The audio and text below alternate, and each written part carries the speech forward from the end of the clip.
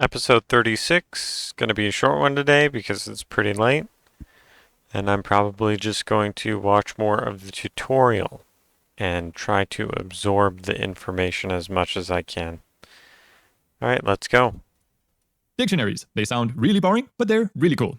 While arrays are great for storing lists of elements, it's sometimes confusing to access each element with an index. Sometimes it makes more sense to use a dictionary. Dictionaries hold what we call key-value pairs. Let me explain. In real life, we use a dictionary to look up the definition of words in elements. It's sometimes confusing to access each element with an index. Sometimes it makes more sense to use a dictionary. Dictionaries hold what we call key-value pairs. Let me explain. I've never been taught this either.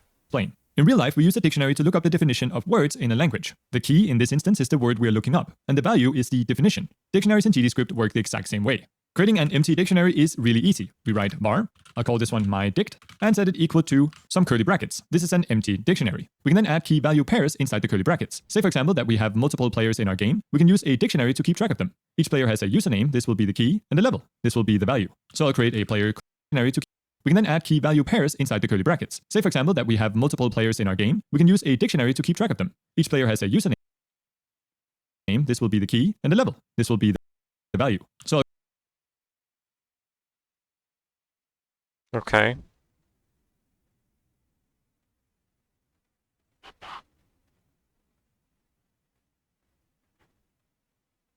I'm just thinking about how to code equipment. Would this be how you code equipment? I'll create a player called Crook, and his level is going to be 1. I'll create another player, Villain, with a level of 35. And finally, a player with the username Boss with a level of 100. If defining on one line becomes too much, you can split it up like this. And it's good practice to add a comma to the last entry so you're ready for a new one. And let's name this dictionary players. Then, to get the level of a player, we simply type in the username. Let's print the level of our villain. So print, I will write players, type in villain, and this should print 35. And you can just as easily assign a new value or add another entry. So we can reassign the villain here to say 50 and add a new entry called Dwayne with a whopping level of 999. And just like with arrays, we can loop over a dictionary with a for loop. When we do this, we're actually looping over all the keys in our dictionary, so all the usernames. And for each username in players, we will go ahead and print out the username. I'll add a string to separate, and then the level. So here we access our player's dictionary and input the username we're currently looking on to get the value.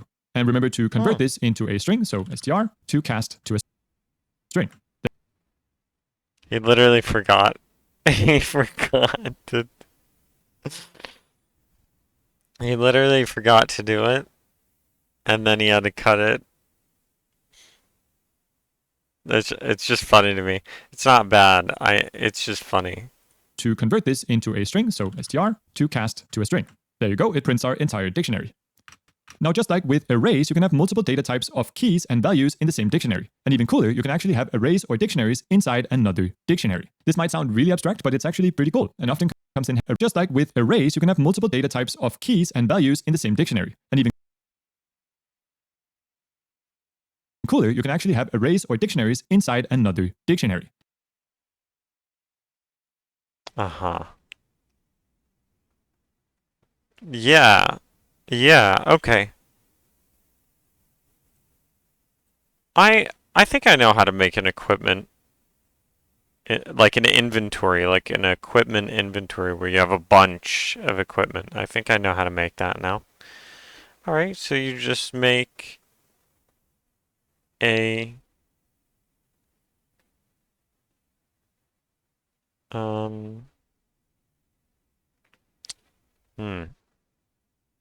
Yeah. Yeah, so you just make a dictionary with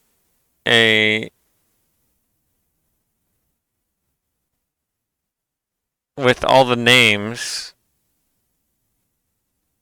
as variables, as predefined variables that you can use over and over and over. And then the second value, what are they called again? Keys and values. So the key is going to be the name of the equipment that comes from a variable, because you're going to define the equipment name as a variable, and you're just going to use that over and over and over again instead of actually writing it out every single time. And then the value is going to be an array. An array. Yeah. The value is going to be either an array or a list with certain indices. Is it indices or is it indices? I think it's indices with. Okay, let me just say this in a simpler way. With each index representing a certain stat value, and then to get the stat value, you just call the dictionary with the name, or maybe, or yeah, you call the dictionary with the key, and then you call the array with the index that you want of the certain value, and then you just run through that. I mean, there's going to be some sort of display system, obviously. Or maybe you don't. Maybe you have an array. Oh, actually, that would be pretty complex now that I'm thinking about it. Okay, so yeah, maybe the first index in the array could be the spot. Could be the spot that it's in the inventory. Yeah. Yeah, it's coming together, yeah. This might sound really abstract, but it's actually pretty cool and often comes in handy. Say, for example, we don't just want to store the level of each player, but also other info like their health. Now, actually have arrays or dictionaries inside another dictionary. This might sound really abstract. He's going to explain it now. But it's actually pretty cool and often comes in handy. Say, for example, we don't just want to store the level of each player, but also other info like their health. Well, then we simply replace this value with another dictionary. So open and close some curly brackets. Here we'll add a key called level with a value of 1, and another key called health with a value of 80. And at this point, it's a good idea to use tabs to keep our code clean. Let's duplicate this. I'll assign some values. Or that, I guess. Now we can access a value by using 2 keys. Let's print the health of our boss. So print players. We go into our boss, and we access the health. And this prints 500, which is correct. So this way, we can start to think of ways we can structure data about what's going on in. Oh, that's easier, I guess.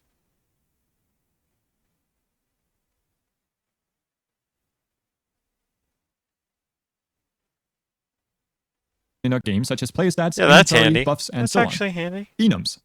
Enums are a convenient way to define tags or states in our game. Say we're making a game with a bunch of units, and we want a way. And I'm gonna end the episode after this section because, yes, I am kind of tired. I am kind of tired, and yeah, because it is pretty late. It's 11:54.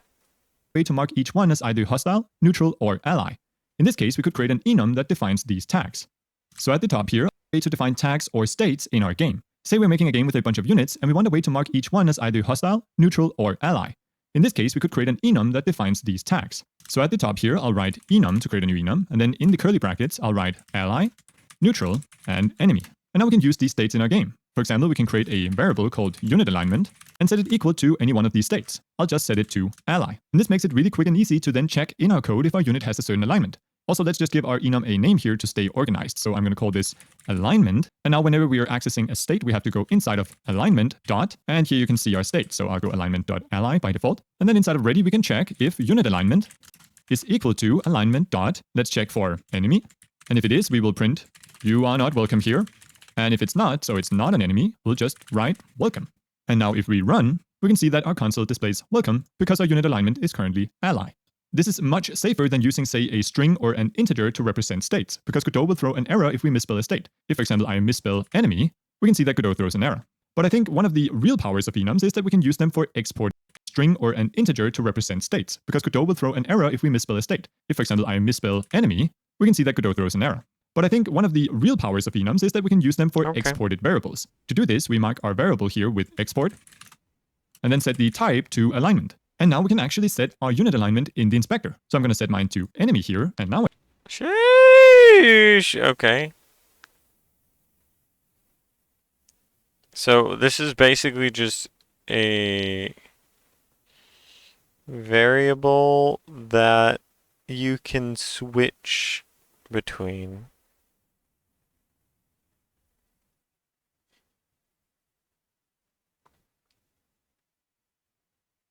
Like, it's just a tag. It's just a tag variable.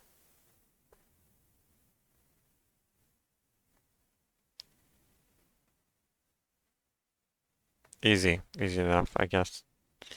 Can't you do this with something else?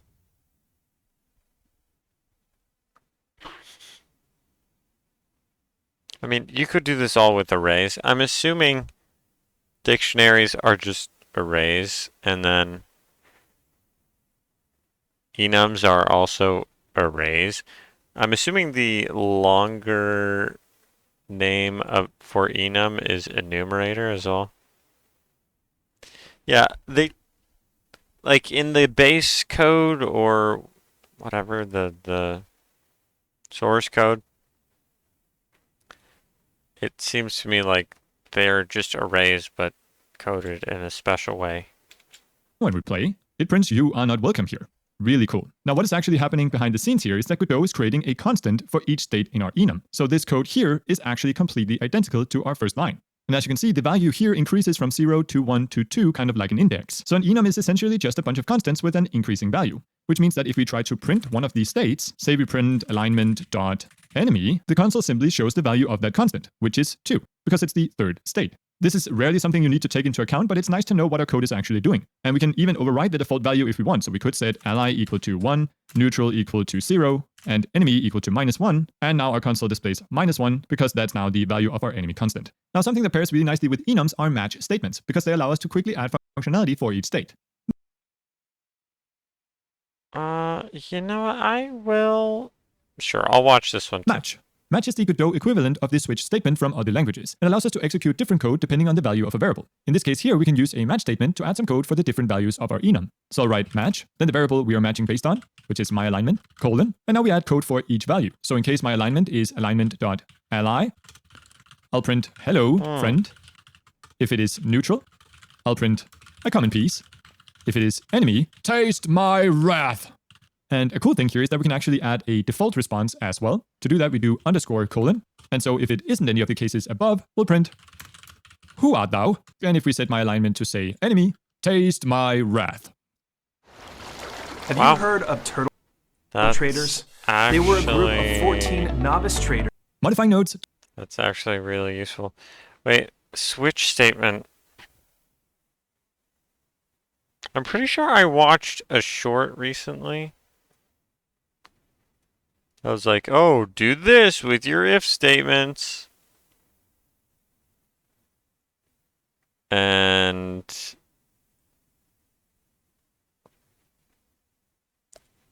this would be a much easier way, I'm pretty sure. Or would it? No, it wouldn't. Okay, never mind. It wouldn't because what the guy was doing was checking and seeing if like all the criteria were met, then something would happen. So the technique or the what is it called? It's probably technique. The technique that he used is doing if not this thing, elif not this thing, elif not this thing, and then finally else is if they're all active. So I guess this wouldn't work. Never mind. All right. That's it for this episode. Thank you so much for joining me. Thank you for watching. That's probably redundant, me saying both of those. But thank you so much for joining me. That should have been episode 36, and you will all see me on Tuesday. Hope you have a great day.